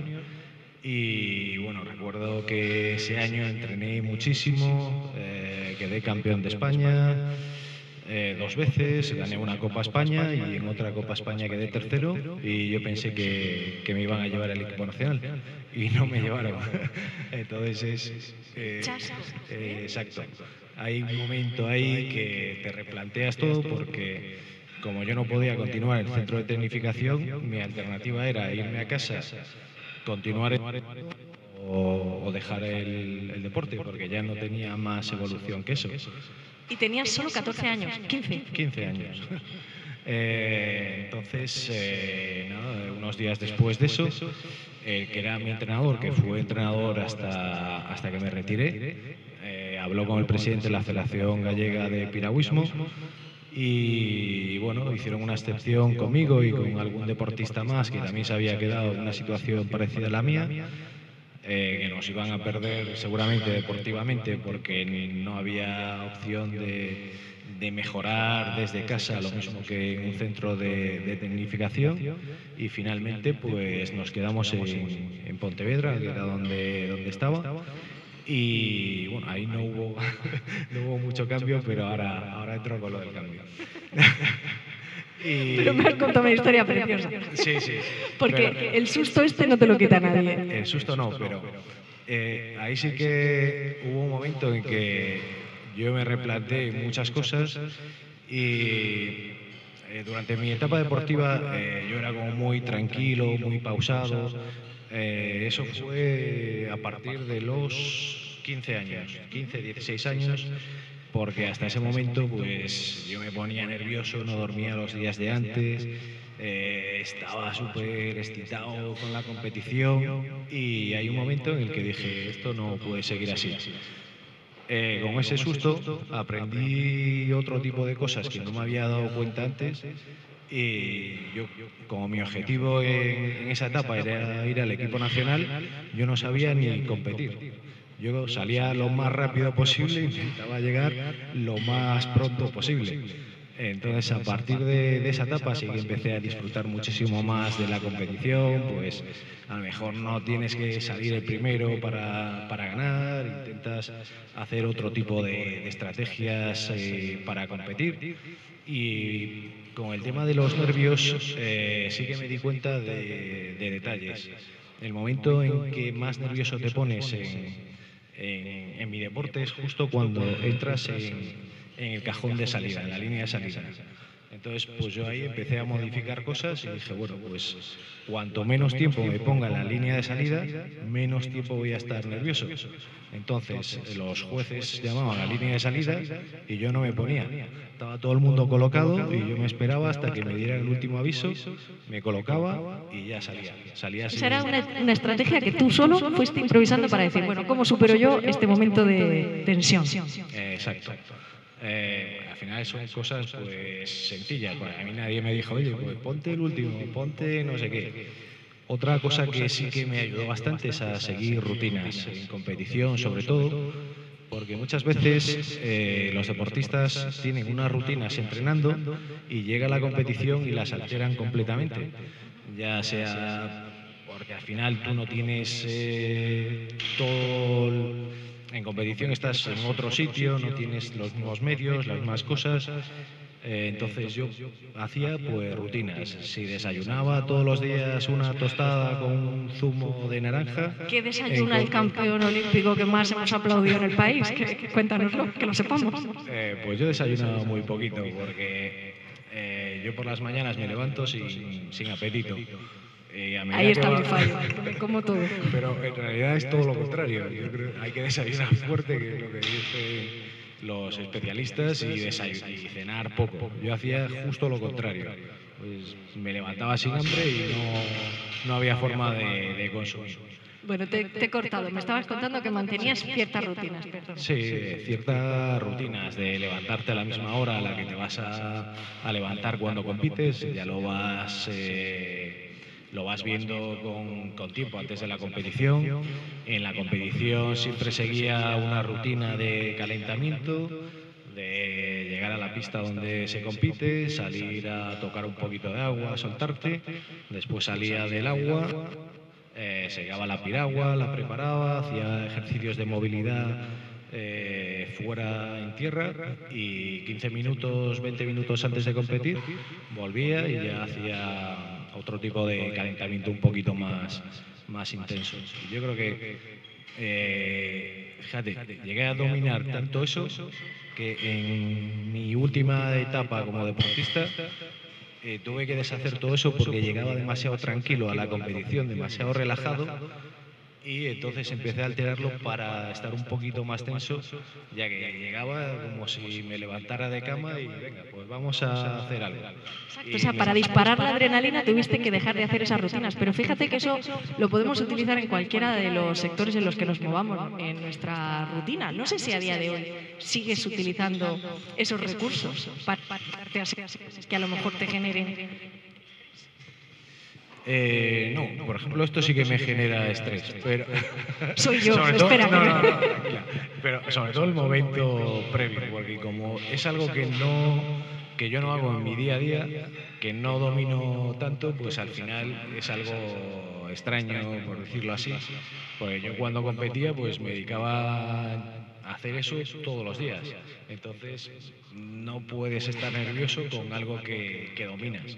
Hay una pregunta que es quizá una de las más interesantes que podríamos plantearte esta tarde. Si hablamos de gestión del cambio y estamos con un deportista olímpico, referente nacional, que todos hemos seguido, que todos hemos aplaudido, que tú mismo has disfrutado y has ido progresando año tras año, al final, con 5 medallas olímpicas, son muchísimos años siendo el número 1. Si tienes que enfrentarte al cambio de bajar de ahí y decir, dejo de ser ese referente, voy a ser históricamente siempre David Cal y todo el mundo va a recordar todos esos hitos, pero hay un cambio, porque tengo que seguir con otra dirección, otra línea, y efectivamente la naturaleza pues es sabia y me va a llevar por aquí. ¿Fue la naturaleza la que te llevó por ahí? ¿Fuiste tú previamente el que dijiste, ha llegado el momento de darle un giro a mi carrera profesional y tengo que enfocarme en otra cosa? ¿Cómo fue ese cambio? Bueno, pues bueno, en mis primeros juegos yo conseguí en 2004 un oro y una plata. Después de conseguir un oro olímpico, es complicado buscar una motivación para seguir entrenando para... 2 oros. Para conseguir, sí, claro. Es que lo que no sea 2 oros es igualar o empeorar. Entonces, nada, era fácil porque, bueno, fácil. El objetivo que nos marcamos en Pekín, en los Juegos del 2008, fue conseguir o ir a pelear por 2 oros, conseguir 2 platas y, bueno, tenía en ese momento 4 medallas olímpicas. Había 2 deportistas más en España que tenían 4. En el siguiente ciclo olímpico, que era Londres 2012, hubo un cambio de distancias. Yo competía en 1000 metros y 500 metros. La distancia de 500 metros se cambió por 200, que es mucho más corta, y nos dimos cuenta de que hacer las dos era muy complicado. Nos centramos únicamente en la distancia de 1000 y el reto era conseguir la 5ª medalla olímpica para ser el deportista con más medallas olímpicas. En Londres conseguí otra plata y después de Londres nos tomamos, bueno, hablo en plural porque hablo también de mi entrenador, nos tomamos un respiro para ver qué íbamos a hacer, porque seguir acumulando medallas, pues cuando tienes todo el trabajo que conlleva conseguirlas, pues hay que valorarlo. En ese momento, después de los Juegos, a mi entrenador, bueno, los siguientes Juegos serán en Río, en 2016, mi entrenador le hicieron una oferta del equipo nacional, bueno, del Comité Olímpico Brasileño para entrenar a los chicos de Brasil, y lo hablamos y dijimos, bueno, pues venga, nos vamos los dos a Brasil, vamos a cambiar un poco la rutina del día a día. Entrenaba en Pontevedra, llevaba muchísimo tiempo haciendo lo mismo y necesitaba sobre todo ese cambio, salir de esas rutinas, de las mismas caras todos los días, la misma gente, el mismo sitio. Pero estabas arriba, estabas en lo más alto. Sí, pero aún así no es suficiente, necesitas un estímulo más. Y nada, al final decidimos ir allí. Yo me quedé a mitad de ciclo, porque a mitad de ciclo, principios del 2015, llegó un momento que no valía la pena todo lo que estaba invirtiendo o todas las palizas que me estaba pegando entrenando para el objetivo final, y ahí decidí poner fin a mi carrera deportiva. Mi entrenador siguió allí y los chicos de Brasil consiguieron 3 medallas olímpicas. Pero hay un momento en el mundo del deporte que hay que saber parar, y mi momento era ese. Intenté ese ciclo olímpico, pero no pude llegar. Me interesa muchísimo entender qué es lo que realmente te hace decidir paro. Pues eso lo vas viendo poco a poco, porque cada vez te va costando más hacer según qué entrenos. Vas viendo que las ganas y la motivación no son las mismas que cuando no tenía medallas olímpicas en los primeros Juegos, que ahí haces lo que haga falta para conseguirlas. Y llega un momento que no quería seguir pagando ese peaje de esos entrenos, porque al final yo empezaba la temporada y no paraba hasta que finalizara. David, hay una parte que inevitablemente me lleva a Virginia, y es la gestión del miedo al cambio, porque efectivamente si decides parar, hay que todo, tu rutina diaria, tu entrenamiento y tu objetivo, ¿no?, a largo plazo. Si dejas de ser el deportista que gana las medallas, ¿quién vas a ser después? ¿Tú te planteas estas cosas? Sí, hay un momento, yo cuando me retiré me fui a Galicia, porque llevaba tiempo viviendo fuera de casa, no llevaba tiempo sin estar con mi familia, X tiempo, pues iba un fin de semana, volvía, me iba, estaba unos meses fuera. Y en ese momento, cuando me retiré, lo que más me apetecía era estar en mi casa con mis padres, con mis hermanas, con mis amigos, con mi grupo de gente. Y hay un momento, claro, yo me fui con 14 años de allí y con 32 casi volví, aunque iba de vez en cuando y eso, y no encontré mi sitio. De repente te das cuenta de que todo lo que tú pensabas cuando tenías 14 años, todo cambió porque pasó ya 16 años por medio. Y sí, tú cuando llamas a un grupo de amigos para quedar, porque vas un fin de semana, una semana, todo el mundo queda, pero ya cuando estás allí unos meses, pues la gente tiene su vida y te das cuenta, bueno, yo por lo menos me di cuenta de que no era mi sitio. Por ese entonces, bueno, yo estaba vinculado a la universidad, me dieron la oportunidad de venir aquí a Murcia. Y bueno, la verdad que bueno, dije, pues como aquí no estoy, pues me voy a la otra punta de España y voy a probar. Lo que sí que es cierto que ahí surgen muchos miedos, porque yo toda mi vida la dediqué al deporte, a la competición, a entrenar, y piensas que no vas a ser capaz de encajar en ningún sitio, o va a costar mucho aprender, y al final pues es tirarse, empezar a absorber información. Los compañeros del servicio de deporte también son muy buena gente, me ayudaron muchísimo, y bueno, y poco a poco pues me fui dando cuenta de que lo que antes pensaba que no podía hacer, pues te das cuenta que sí, que son cosas, no es tan complicado como tú lo piensas. Y has encontrado tu sitio, ¿no? Sí, la verdad que bueno, llevo aquí en Murcia 7 años y la verdad que estoy encantado y estoy muy contento y agradecido por la oportunidad que se me dio aquí desde la universidad. Bueno, para la región de Murcia es un orgullo tenerte aquí, y para la Universidad Católica que formes parte de todo su equipo de deportes también, por supuesto. Sonia Ruiz, muy buenas tardes. Te voy a invitar a que nos acompañes a este diálogo, ¿vale? Vale. Gracias. Buenas tardes.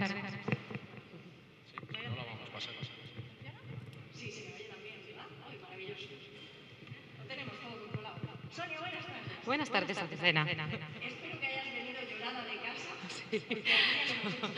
Vengo llorada y entrenada. Sí, vengo de entrenar ahora. Bueno, ¿qué tal ha ido el entrenamiento? Bien. El entrenador me ha mentido, como siempre, me ha dicho, ¿a media cortamos? Era mentira. Siempre quedamos todos un poco más. Eso es lo más importante, apretar ahí todos los días un poquito. ¿En qué tipo de entrenador te has convertido? Yo, nada, entrenador de... Lo que pasa es que es una sección de piragüismo de la universidad. Hoy entrenaremos a las 8 de la tarde, o sea que tampoco podemos alargar esto mucho, que hay que tirar para San Javier. Vamos a lanzar una pregunta importante para Sonia, así que llegas y esto es como quien se lanza al vacío. Estoy preparada, pienso. Bueno. Estamos hablando del sistema de cambio, hemos estado con Virginia Torrecilla, hemos hablado también con David, que fuimos enfrentados a toda la situación que le llevó a decidir que había que poner un punto y final en la dirección en la que llevaba su carrera deportiva. En tu caso es distinto. Tú no decidiste voluntariamente hacer un cambio de guión en tu vida. Cuéntanos cómo fue y cómo te enfrentaste a esa situación. Vale, pues cuento que a mi madre no le gusta nada, pero como no está, y creo que no me está escuchando, a mí el accidente me cambió la vida, pero puedo hasta decir que me salvó la vida. Entonces yo no sabía qué iba a ser, no sabía lo que quería estudiar, no sabía qué quería ser de mi vida, y de repente una situación traumática, un accidente de tráfico, me deja una nueva condición, que ya no es caminar, ahora es desplazarme en una silla de ruedas. Y más allá de que fuese un impedimento, descubrí que era lo que quería ser. Y bueno, pues sin querer, a lo largo de todos estos años, el deporte como segunda vía me volvió a salvar la vida, porque fue el que me ubicó en lo que realmente iba a hacer. Y bueno, pues a día de hoy, el otro día salió un titular y me llamaban activista de las personas con discapacidad. Entonces, en ese momento dije, uy, ¿un activista? O sea, me vi rara, pero de repente me di cuenta de que sí que era eso. Entonces, no solo me salvó la vida a mí, sino sé que he salvado la vida a un montón de gente en mi situación. Así es que no puedo estar nada más que orgullosa por desplazarme en una silla de ruedas. ¿Hacías deporte antes Soy deportista de cuna. Sí, sí, sí. Bueno, yo no me acuerdo de eso, pero yo iba en la silleta, me llevaba a mi familia, o sea, era un bebé, y mi padre me llevaba a sus partidos de tenis. Entonces, el deporte sé que corre por mis venas, sé que está en mis venas.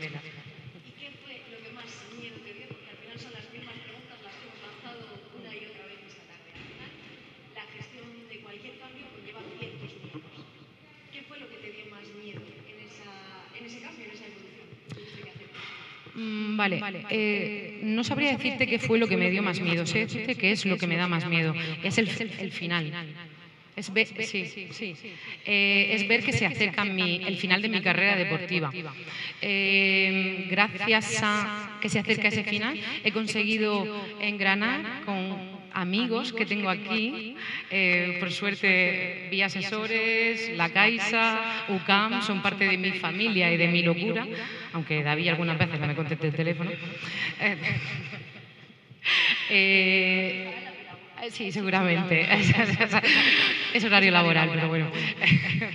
Entonces me he dado cuenta que, por desgracia, el deporte que yo practico no es profesional, o por suerte, y con la locura de UCAM, Caixa, tal, Vía Asesores, me he dado cuenta que tenía que plantarme en firme en la región de Murcia y apostar y hablar de la formación integral de los deportistas, ¿no?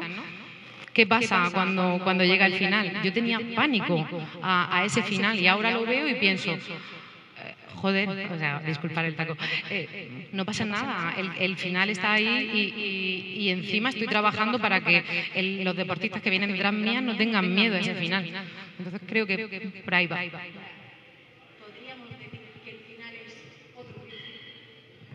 El final son como 5 principios más. Sí.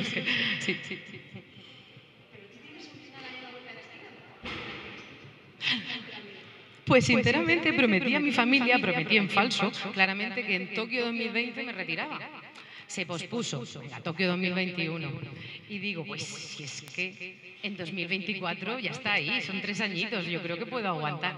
Así es que he prometido París 2024. Pero tengo genética murciana, o sea, soy de aquí de la región y tenemos un talento físico importante.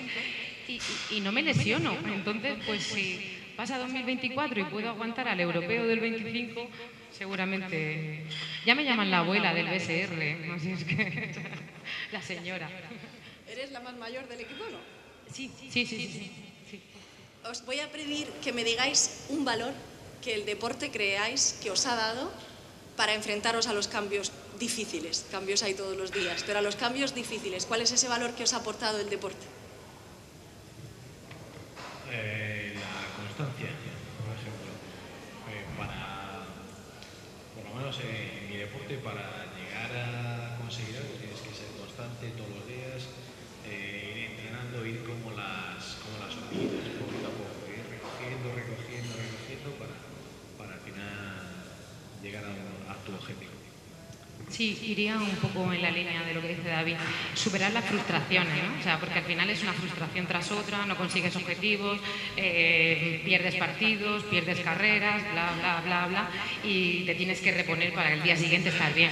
Entonces creo que reponerte a las frustraciones es una herramienta vital para la sociedad que tenemos hoy en día. ¿Os habéis sentido, en tu caso has nombrado a la universidad, ¿os habéis sentido apoyados en esos cambios a los que os habéis enfrentado, tanto a la hora de dejar el deporte como en esos finales que dices, Sonia, que has afrontado? ¿Os habéis sentido apoyados y por quién? Sí, yo la verdad es que cuando me retiré, mucha gente se volcó conmigo y lo que pasa es que yo estaba en una etapa de mi vida que quería irme a Galicia, desconectar, estar con la familia. Y todo el mundo te dice lo que tienes que hacer. Tienes que hacer esto, tienes que hacer lo otro y lo otro. Y al final, pues no era mi momento de hacer todo ese tipo de cosas que me decían y bueno, pues al final yo hice caso a mi intuición, a lo que yo creía que tenía que hacer y estuve, pues sí, 8 o 9 meses en Galicia antes de venir aquí a Murcia.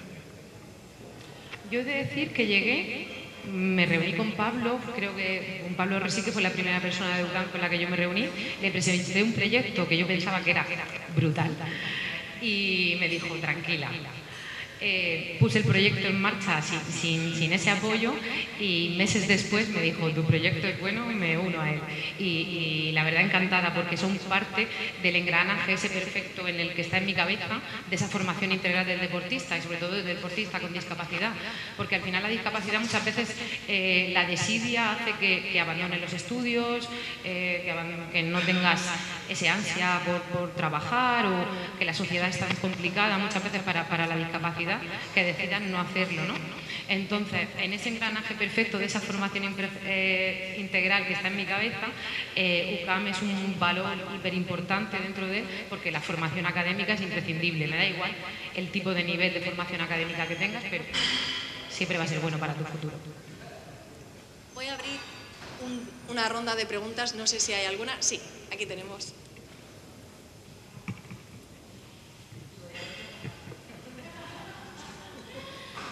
Bueno, yo voy a ahondar en lo que ha dicho Sonia. Efectivamente, para un deportista lo importante es tener resueltos sus turnos. Porque muchos deportistas, yo estoy vinculado al deporte siempre, digamos que les entorpece mucho su carrera si no tienen solucionado su futuro. Y si el deportista tiene la mente centrada en su deporte, con la seguridad de que va a tener su futuro profesional resuelto, mucho mejor para él y para el deporte en general. Entonces yo aplaudo, aquí está David, la idea yo voy a apoyar, he hablado con la familia Mendoza, precisamente el deporte fundamentalmente, y claro, que el deportista tenga resuelta su formación académica y su futuro profesional es un gol, utilizando una argot futbolística, nada más. Ese es el secreto, el deporte y futuro.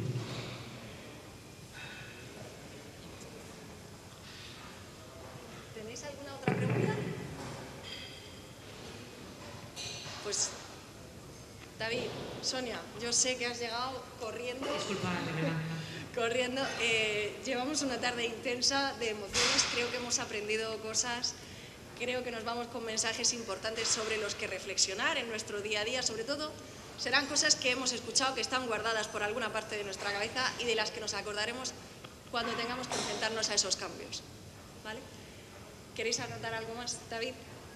No, un placer estar aquí con vosotros.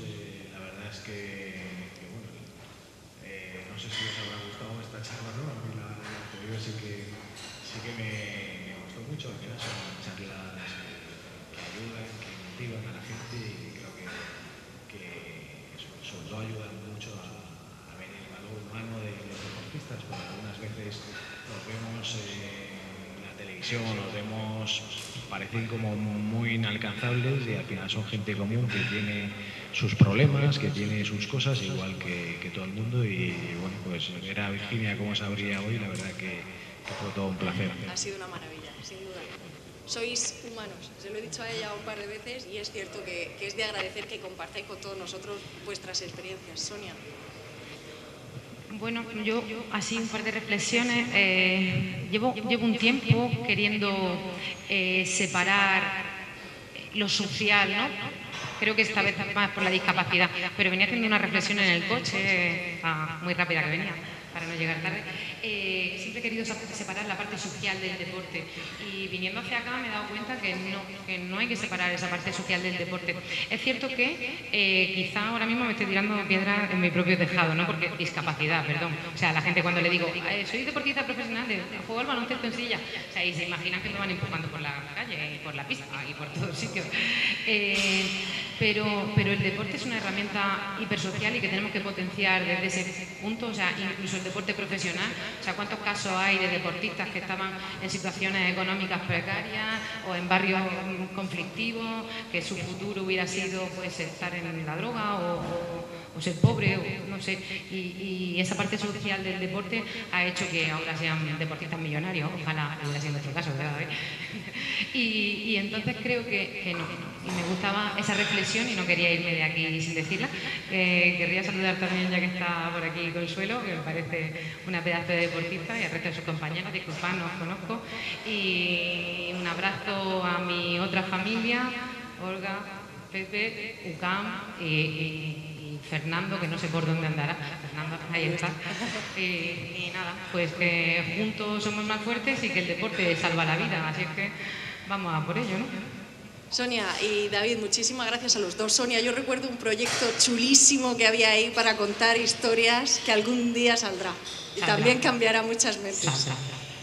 Muchísimas gracias a todos por habernos acompañado en esta tarde. Fernando, enhorabuena por estas jornadas. Nos vemos sobre mayo, si no me equivoco, con junio, con la siguiente cita, que ya sabéis que 2023 viene cargado de eventos gracias a Decide. Así que muchísimas gracias a todos, a los patrocinadores, por supuesto, también, CaixaBank y el AUTAM.